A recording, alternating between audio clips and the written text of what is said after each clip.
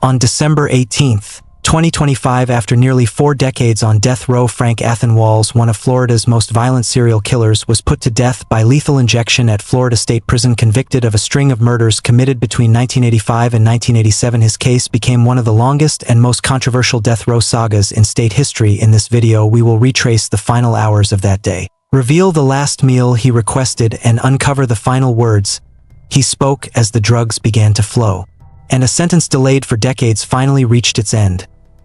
Frank Athen Walls was born on October 12, 1967, in Ocean City, Florida, a quiet coastal town that gave no early warning of the violence he would later unleash. Very little verifiable information exists about his childhood, but investigators and psychologists would later agree on one thing. The warning signs appeared early. Long before his name entered courtrooms, Walls displayed behaviors associated with escalating violent pathology: voyeurism, stalking, burglary, cruelty toward animals. These were not isolated incidents. They were patterns, rehearsals for something darker developing beneath the surface. By his late teens, Walls had already become consumed by intrusive fantasies centered on domination, control, and death. By the mid-1980s, Walls was drifting through life largely unnoticed. He worked as a dishwasher at a Quincy's restaurant, earning minimum wage and living in a small trailer with roommates who would later describe a constant sense of unease. One roommate, Thomas "Animal" Farnham, said Walls spoke obsessively about rape, murder, and how crimes could be committed without leaving evidence. These were not jokes or exaggerations. Farnham described the conversations as calm and deliberate, delivered without emotion, as if Walls were explaining a routine process. The behavior disturbed those around him, yet no one imagined how close they were living to a killer. On March 26, 1985, Walls committed his first confirmed murder on Okaloosa Island. He was only 17 years old, performing court-ordered community service along the beach. That morning, 19-year-old Tommy Lou Whitten was sunbathing alone, unaware she was being watched. Walls observed her movements, waited until no one else was nearby, then approached holding a knife. There was no argument, no exchange of words, no warning. He slit her throat in a single, precise motion. He did not linger. He walked away calmly, stole her car, and disappeared, leaving her to bleed into the sand where moments earlier tourists had walked freely. Tommy Lou Whitten's body was discovered later that afternoon by a passerby. Her abandoned car was found the following day, discarded behind a building and stripped of value. Walls was questioned but released. A lack of physical evidence, combined with his age, allowed him to slip through unnoticed. The killing satisfied something inside him, but it did not stop him. It taught him he could act and survive. It taught him that fear belonged only to the dead. 18 months passed before Walls struck again.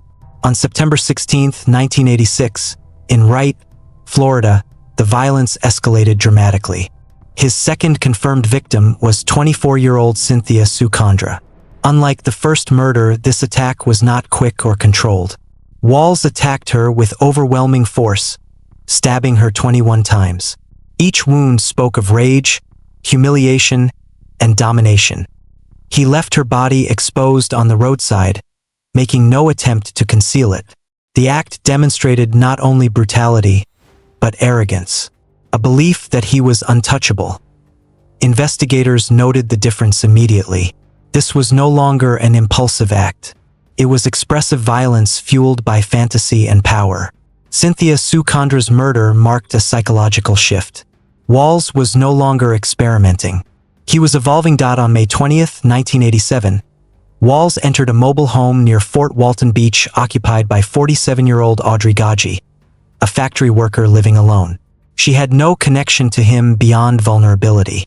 Walls raped her, then fled the scene. But as he escaped, the reality of what he had done caught up with him. He had left a witness. In his mind, that meant failure. He returned to the trailer, found Audrey again, and stabbed her to death. He stole a fan and a radio, items of little value, and vanished once more. Audrey Gaji's body was discovered the next morning by a concerned coworker. What Walls did not realize was that he had left behind a fingerprint on the fan. a silent trace that would remain dormant for years, waiting for science to catch up. By this point, Walls had crossed a threshold. The killings were no longer reactions. They were deliberate, calculated, and escalating. Each murder fed the next, pushing him closer to total loss of restraint.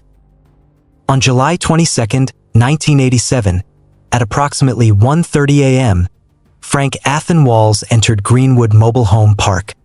His targets were 22-year-old Airman Edward Alger, stationed at Eglin Air Force Base, and his girlfriend, 20-year-old Anne Louise Peterson.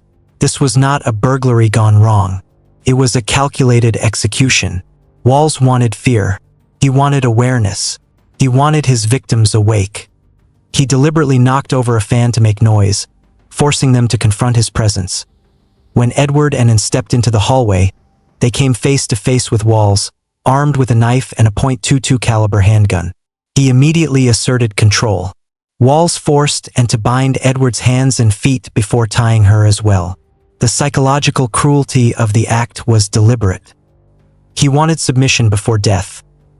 Walls gagged them both and moved Anne into the living room, leaving Edward bound and helpless in the darkness. But Edward refused to surrender.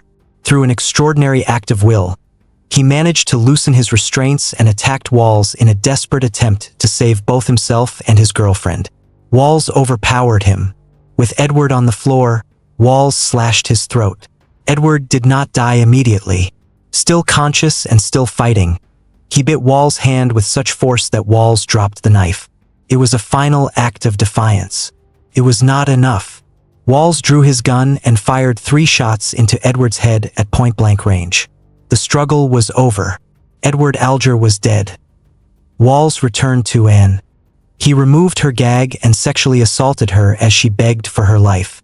At one point, Walls raised the gun and shot her in the head. The wound was not fatal, and remained alive and conscious, suffering in silence. Walls then took a pillow, placed it over her face so he would not have to watch her die, and fired again. This time, the shot was fatal. He stole $200, a worn leather wallet, and another fan. As if money mattered. As if anything still mattered after what he had done. Walls was arrested less than 24 hours after the bodies of Edward and Anne were discovered. His roommate, John Early, noticed Walls' erratic behavior and the presence of unfamiliar items inside the trailer. He contacted law enforcement. A search of the residence uncovered an arsenal of disturbing evidence. Knives, ice picks, .22 caliber handguns, pornographic material, thumbtacks, and one especially damning item, blood-stained jeans. The physical remnants of a violent fantasy made real. In July 1988, a jury of 12 was seated for trial. Prosecutors sought the death penalty. The proceedings were brief. After just 6 days, Walls was found guilty of 2 counts of first-degree murder. On August 25, 1988, he was sentenced to death for the murder of Anne Peterson and to life in prison, with the possibility of parole after 25 years, for the murder of Edward Alger. The conviction was overturned the following year. A new trial was held in 1992. Once again, Walls was sentenced to death under identical terms. While Walls sat on death row, investigators continued working unresolved cases. In 1994, DNA evidence conclusively linked Walls to the murder of Audrey Gaggi. A fingerprint left behind on a fan became undeniable proof. Faced with overwhelming evidence and the certainty of another death sentence, Walls entered a no-contest plea. He accepted responsibility for the murders of Audrey Gaggi, Tommy Lou Whitten, and Cynthia Sue Condra, avoiding further trials. For 38 years, Frank Athen Walls remained on death row at Union Correctional Institution. He filed multiple appeals. All were denied. He claimed intellectual disability, arguing that his reported IQ of 72 made him ineligible for execution under Atkins v. Virginia. Court records told a different story. Earlier tests showed his IQ closer to 100. The court determined he was feigning impairment in an attempt to avoid execution. By the time his appeals were exhausted, the outcome was inevitable. The system had delayed, but it had not forgotten. The sentence would be carried out. On December 18, 2025, at the age of 58, after spending nearly 40 years inside Florida's prison system, Frank Athen Walls was put to death by lethal injection at Florida State Prison in Stark at exactly 6 p.m. He awoke at 5:10 that morning, remained calm and compliant, and spent his final hours under constant supervision. He accepted a final visit and received spiritual counsel ahead of the execution. His last meal included steak, chicken, vegetables, a baked potato, cheesecake, and juice. As the scheduled time arrived, Walls was escorted into the execution chamber, secured to the gurney, and the lethal drugs were administered. Witnesses reported visible movement and signs of distress. The process lasted close to 15 minutes, longer than most executions carried out in the state. His death became Florida's 19th execution of 2025, setting a grim record for a single year. With the injection complete, a sentence delayed for decades finally reached its irreversible conclusion, bringing closure to victims' families at last.